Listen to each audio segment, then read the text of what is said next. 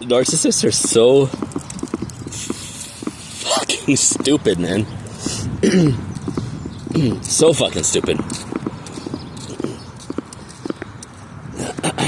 Did I put my little blurb in? I gotta start. I gotta get a blurb.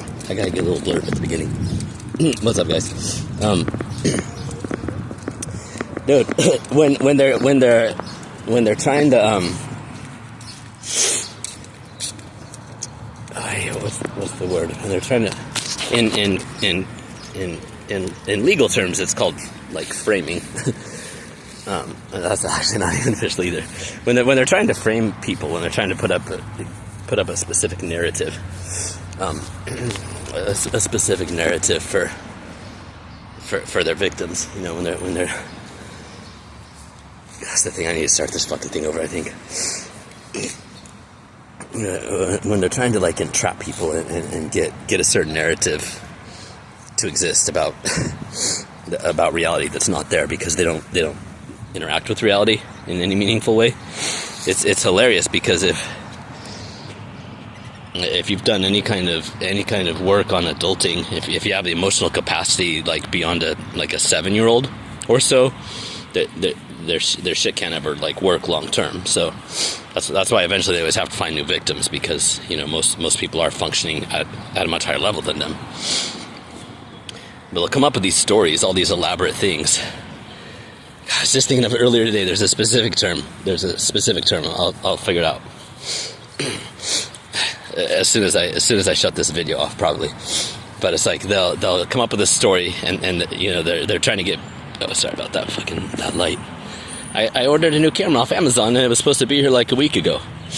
And then I just checked in, and it's like, there's a problem with your delivery. We'll let you know. Anyways, they'll put this whole story together and try to get their victim to react in a certain way. You know, especially like, you know, like trying to get somebody to be aggressive. You know, this is one of their favorite ones, because then they can kill the person, and then the story afterwards, as long as there's no cameras, you know, if they have to drag the person around on the side of the fucking house afterwards, but you know, that's another sitch.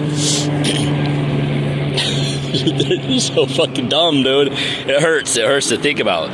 They'll try to say a person is one way, and then they'll try to say the same person is the opposite way. Neither one of them are connected to reality at all. And then they get so enraged when neither one of them is working in reality. And at the end of the day, they can't figure out the whole problem isn't that their plots and schemes aren't working and they need to do it harder and faster and more and bigger. The problem is their plots and schemes, because they're not interacting with reality, and they're trying to make everyone else non-interactive with reality to join them in their reality, wherever that might be, and however many thousands of times they might change it in a day. The ones further on the BPD, the borderline and histrionic end of the spectrum, I hate that fucking word, but it's what we have right now. It's the usually it's female covert narcissism and sociopathy is what it is.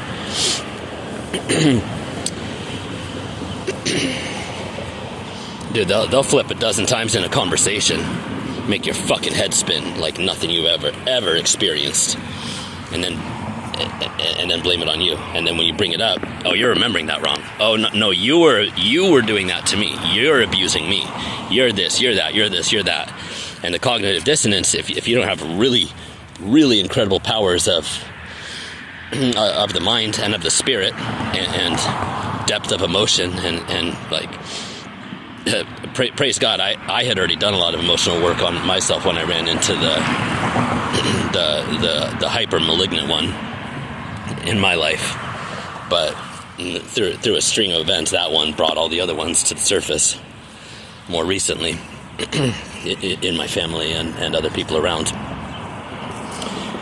It's just fucking wild, man, what these people do. And then they'll try to turn around, they'll turn it around, they'll try to turn it around and pretend that they're the victim, you know. But they don't seem to understand that reality is not something that you can just switch the rules of. Like history is what actually happened. It's not just opinions, you know, because the way things are with social media and there is a lot of rewriting of history that happens, but that's not actual. That's in perception. That's in how things are perceived. But facts are facts. What happened is what happened. People's interpretation of events can vary. People may have perceived things differently based on their own experiences, but that doesn't change what happened. Like if a car smashes into that wall over there, a car smashed into that wall. That is what happened. The reasons behind that, or the likely effects and the outcomes of that are going to be different. And borderlines and narcissists and other people like to get these mixed up and say that, well, no, this is my truth and that's your truth, so blah blah blah, and then they'll just fucking reverse course 1,000 times per 5-minute fucking conversation, if that's what they need to do to just destroy the other person's ability to think. And it does, literally, it shuts your fucking brain down. And the more trauma and damage that you've had, and if you have PTSD, it's a lot easier for them to do that. And especially, this is why they isolate people as well. They love to isolate their victims, and they always do this ahead of time. They always make it seem innocent. But they also have a nose for people with trauma too. So if you've been abused, if you've gone through shit situations in your life, if you had problems, then you're going to be an automatic target. Because then they don't have to push so hard, and the love feels better. The love feels a lot better if you haven't had a lot of love in your life.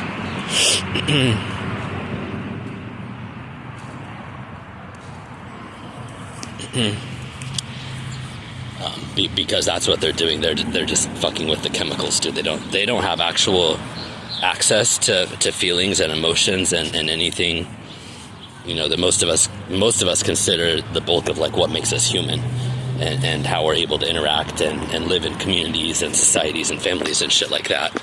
It's because of empathy and compassion and mirror neurons. They don't have it. They can often approximate it. They can often act in ways that look the same on the outside for long stretches of time. But with narcissists, dude, it always slips. The mask always fucking slips sooner or later. Some of them get away with it for years and years, but I've noticed this pattern. Like a lot of people that specialize in narcissistic abuse recovery work have pointed this pattern out, that they do tend to fall apart pretty much in their 40s. Their 40s and their 50s. Rarely do they make it past this. Either some kind of catastrophic event, they end up in jails, institutions, and death, prison, or they just have a complete psychotic breakdown. Depending on their underlying disorders and whatever stability they do or don't have, and whatever architectures they've set up outside. Some of them, if they've accumulated enough wealth, they can kind of just live in a way that they don't have to interact with other people all of that much. But most of them can't stand that for long because they need the supply.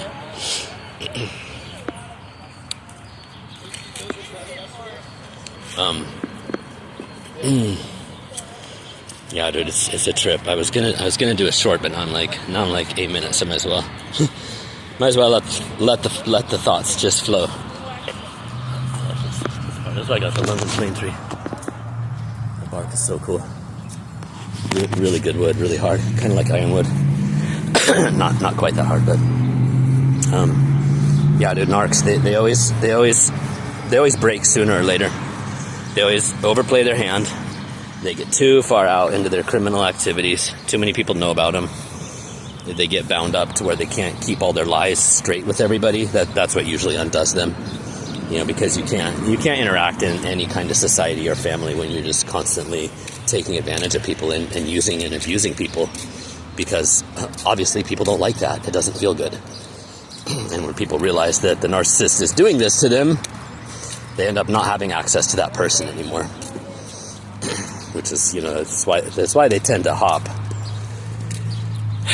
from relationships and geographically and stuff, and they almost always, from what I've seen and heard, it's like they pretty much usually have their other targets lined up, or there's a lot of overlap, with cheating, and they'll be involved in other relationships already when they're going towards the discard phase, when the intensity of the emotional and spiritual juice they can suck from you seems like it might be going down sometime in the near future because of how much they've already sucked from you and they start lining up the next fucking batch.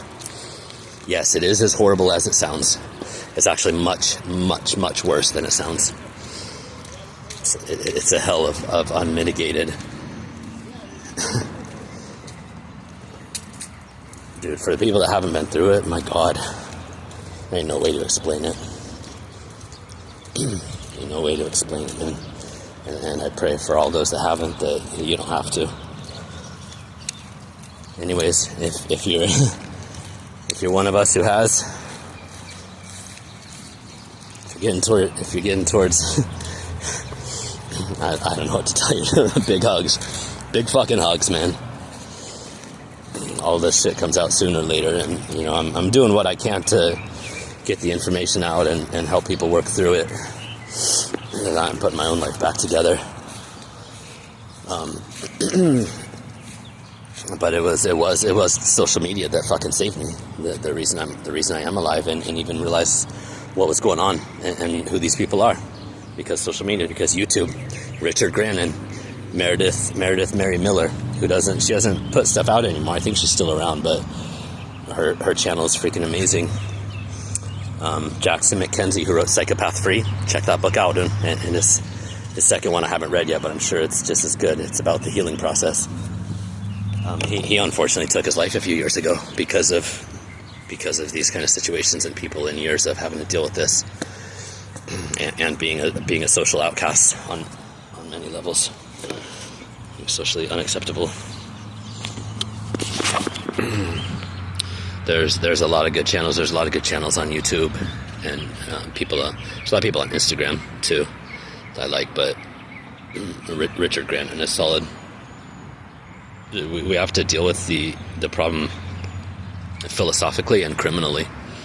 It doesn't, at the end of the day, like, it's somewhat helpful to understand the psychological underpinnings of these things, but we're dealing with evil. We're dealing with the problem of human evil and criminality, and it needs to be called what it is and dealt with in the appropriate ways at the end of the day. And psychology and psychiatry, they don't talk about that. That term is forbidden, because it's a philosophical thing, you know. Even though even though the work that they actually do crosses over that threshold, you know, constantly. All of our work does. Every single day we're interacting with these people. It's between 12 and 15% of the population, somewhere on the cluster B spectrum, somewhere in this family of characters that doesn't have empathy and mirror neuron wiring in their fucking brain to understand what feelings are, to understand that other people exist independently of them and have rights and feelings and deserve respect. You know, at the end of the day, the only things they understand is power and money. Power, money, fear, control. That's their whole fucking game. And it's tricky for those of us that have like normal wiring, or the ones of us that are especially sensitive and like geared towards empathy, because they're really good at dressing it up as love, as spirituality, as compassion. Find these motherfuckers all over the place in churches and spiritual groups and healing groups, new age bullshit that's fucking everywhere. Not that it's all bullshit, there's a lot of good people out there too, but because it's new age, it's newer, there's more people that are vulnerable, there's more people with their freaking guard down. And in all healing and spiritual communities and religious traditions, there's people there that are looking for answers. They're looking for answers, they're looking for connection, they're looking for love, which are normal human drives, foundational human drives. And they take advantage of it like they take advantage of everything. They're evil. They're just evil. That's Jim. Love you guys. Hope you're having a great day.